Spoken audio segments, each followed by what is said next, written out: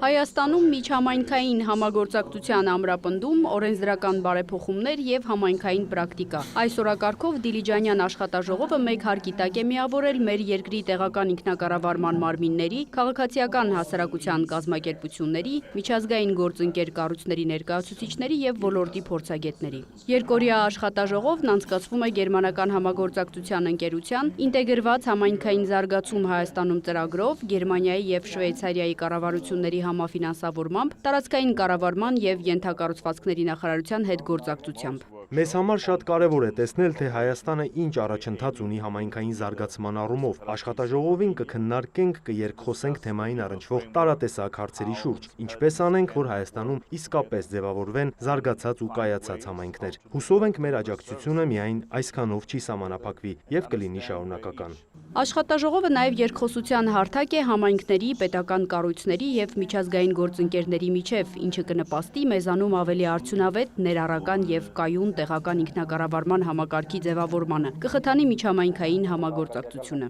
Միջհամայնքային համագործակցությունը դարձել է համայնքի կայուն զարգացման, արդյունավետ կառավարման և քաղաքացիների որակյալ ծառայություն մատուցման կարևոր գործիքակազմ։ Ակնհայտ է, որ ժամանակակից մարտահրավերները համայնքները չեն կարող հաղթահարել միայնակ և դրա համար հարկավոր է միջհամայնքային միավորումներ։ Այսօրվա քննարկումը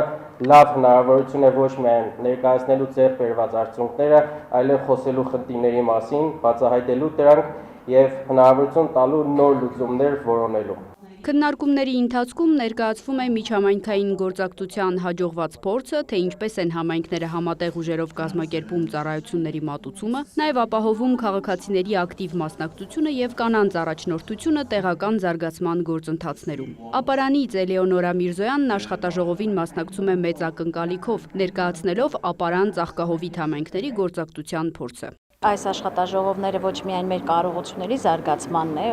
օգնում, այլ նաև